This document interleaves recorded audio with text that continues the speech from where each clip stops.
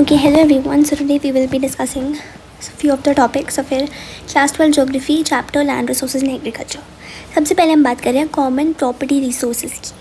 तो इसमें बेसिकली ये चीज़ बताई गई है कि जो एक लैंड होता है उसको हम उसके ओनरशिप के हिसाब से, मतलब उस लैंड को कौन ओन करता है, इस ओनरशिप के बेसिस में हम लैंड को 2 ब्रॉड हेड्स में डिवाइड कर सकते हैं.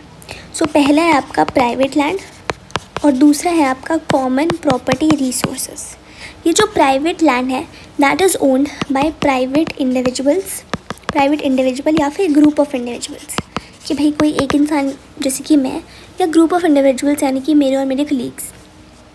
कॉमन प्रॉपर्टी रिसोर्सेज जो है वैसे तो it is owned by state, इसको जो है स्टेट यानी कि गवर्नमेंट ओन करती है, बट ये कम्युनिटी यूज़ के लिए इसको रखा जाता है. इसका मतलब ये हुआ कि ये जो है फॉडर प्रोवाइड करता है लाइफ स्टॉक के लिए, फ्यूल प्रोवाइड करता है हाउस होल्ड्स के लिए. इसके अलावा जो बाकी माइनर फॉरेस्ट प्रोडक्ट्स हो गए जैसे कि fruits, nuts, fibre, medicinal plants, ये सारी चीज़ें ये प्रोवाइड करता है कॉमन प्रॉपर्टी रिसोर्सेज.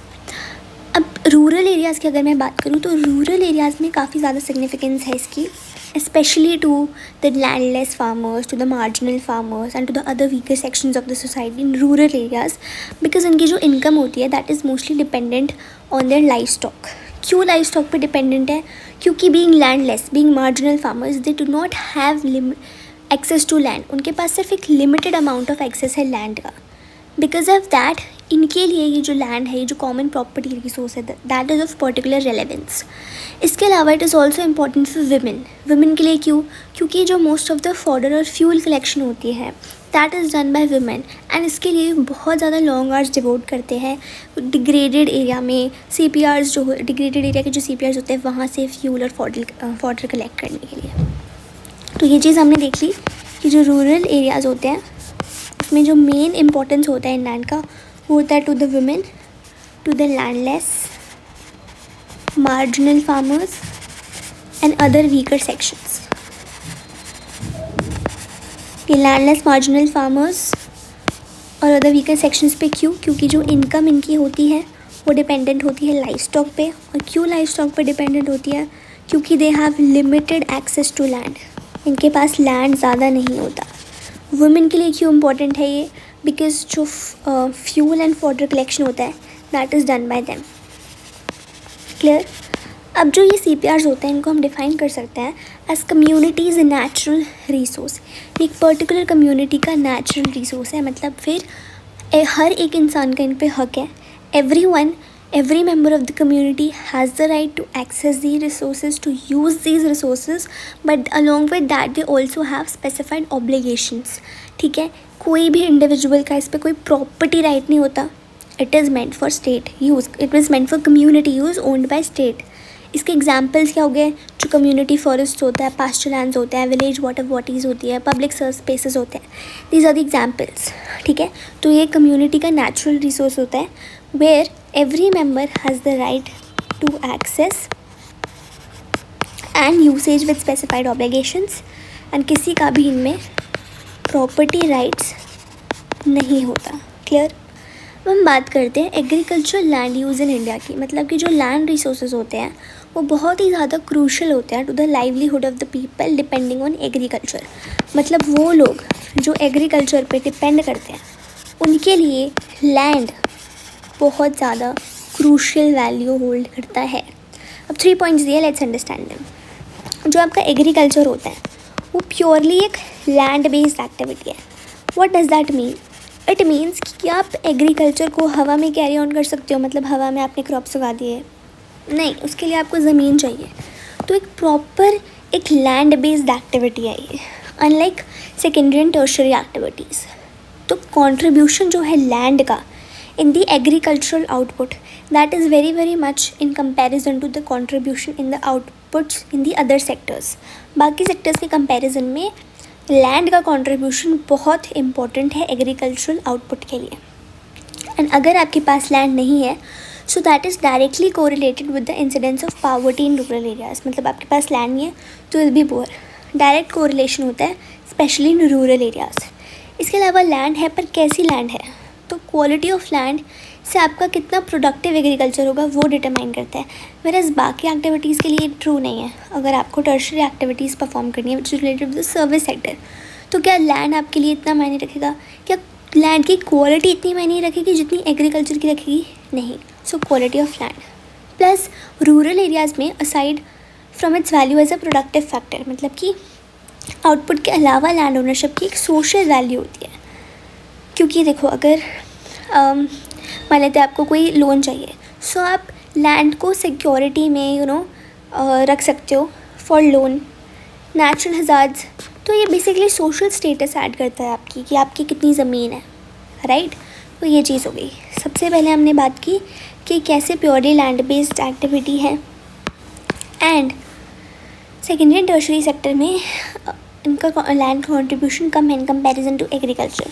फिर हमने बात करी क्वालिटी ऑफ लैंड की, विच directly has a influence in the productivity of agriculture.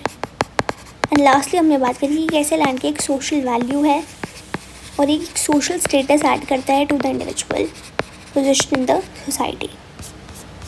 N estimation of the total stock of agriculture land resources, मतलब कि जो टोटल कल्टिवेबल लैंड है उसको अराइव कर सकते हैं हम। नेट जोन एरिया को ऐड करो, जितना फैलो लैंड है उनको ऐड करो, और कल्चरलेबल वेस्ट लैंड को ऐड करो। So there has been a marginal decline in the available total stock of cultivable land as a percentage to total reporting area. It is clear from the above discussion that the scope for bringing in additional land in the net zone area in India is limited. तो जो urgent need है that is to evolve and adopt land saving technologies. ठीक है, कैसे आप कौन सी technologies है? सबसे पहले वो जो किसी भी क्रॉप का यील्ड रेस करे per unit area of land. Second, वो जो इंक्रीज़ करे output, total output per unit area of land from all the crops grown over one agriculture year by increasing land use intensity. तो पहले दूसरे में आपने land use intensity बढ़ा दी, पहले में आपने क्रॉप की यील्ड बढ़ा दी। तो सेकंड, जो मतलब ये इंटेंसिटी बढ़ाते हो, तो इसका फ़ायदा क्या है कि will be able to increase the output from the limited land, which will also increase the demand for labour. और एक लैंड स्कार्स कंट्री, एक लैंड स्कार्स और लेबर अबंडेंट कंट्री जो है जैसे कि इंडिया, उसके लिए एक हाई क्रॉपिंग इंटेंसिटी काफ़ी ज़्यादा डिज़ायरेबल है, not just for utilisation of the resource but also for reducing unemployment in the rural economy. Cropping intensity को आप कैसे कैलकुलेट करते हो? It is gross cropped area upon net sown area into 100। Clear? Cropping seasons क्या India में? तो 3 distinct cropping seasons हैं, खारिफ, राबी और ज़ैद। खारिफ सीज़न जो है वो साउथ वेस्ट मानसून से कोइंसाइड करता है, मतलब जून और सितंबर। यहाँ पे कल्टीवेशन होती है ट्रॉपिकल क्रॉप्स की, जैसे कि राइस, कॉटन, जूट, ज्वार, बाजरा, तूर, ये सब। सॉरी। जो राबी सीज़न है वो बिगिन करता है with the onset of winter in October November, ends in March April. Low temperature conditions होती हैं जो कि फैसिलिटेट करते हैं वीट, ग्राम और मस्टर्ड की क्रॉपिंग्स को। ज़ैद एक बहुत ही शॉर्ट ड्यूरेशन का समर क्रॉपिंग सीजन है जो बिगिन करता है after harvesting of rabi crops. इसमें वाटरमेलन्स, वेजिटेबल्स, फॉडर क्रॉप्स, ये सब ग्रो किया जाता है। In the southern part of the country temperature इतना हाई है कि you can grow the same crop can be grown for 3 times in one agriculture year, अगर सफिशेंट सॉइल मॉइस्चर हम प्रोवाइड करें। यहाँ पे इतना डिस्टिंक्शन नहीं करता खारिफ, राबी, ज़ैद, क्योंकि टेम्परेचर स्टेबल रहता है इस वजह से। नेक्स्ट हम बात करते हैं टाइप्स ऑफ फार्मिंग की। तो on the basis of main source of moisture, आपको मॉइस्चर कहाँ से मिल रहा है? रेन से, इरिगेशन से। तो उसमें आप डिवाइड कर सकते हो इरीगेटेड और रेन फेड। इरीगेशन को इसको ब्रानी बोलते हैं। तो there is difference in the nature of irrigated farming. जो हम सबसे पहले इरीगेशन की बात कर रहे हैं तो वो होता है आपका प्रोडक्टिव या प्रोडक्टिव। जो प्रोटेक्टिव इरीगेशन है उसका एम क्या है? To protect the crops from the adverse effects of moisture deficiency. Basically आपको क्रॉप को प्रोटेक्ट करना है, बट प्रोडक्टिव इरीगेशन में आपको हाई प्रोडक्टिविटी अचीव करनी है through sufficient soil moisture. Main यही है इसमें। रेन फेड फार्मिंग को आप ड्राई लैंड फार्मिंग और वेटलैंड फार्मिंग में कैटेगराइज करते हो। ड्राई लैंड फार्मिंग जो है वो कन्फाइंड है उन एरियाज़ में जहाँ पे annual rainfall less than 75 centimetre है, और ये हार्डी और ड्रॉट रेजिस्टेंस क्रॉप ग्रो करते हैं, जैसे कि रागी, बाजरा, मूंग, ग्राम, ग्वार, फॉडर क्रॉप्स। एंड यहाँ पे हम प्रैक्टिस करते हैं various measures of soil moisture conservation and rain water harvesting. Wetland farming में जो रेनफॉल होती है वो एक्सेस में होती है सॉइल मॉइस्चर रिक्वायरमेंट। तो इन रीजन्स में हमें फ्लड और सॉइल इरोजन हज़ार्ड देखने को मिलते हैं। तो ये वाटर इंटेंसिव क्रॉप्स ग्रो करते हैं, जैसे कि राइस, जूट, शुगर केन, और यहाँ पे एक्वा कल्चर भी प्रैक्टिस होता है फ्रेश वाटर बॉडीज़ में। एंड या that is it for this video. Thank you.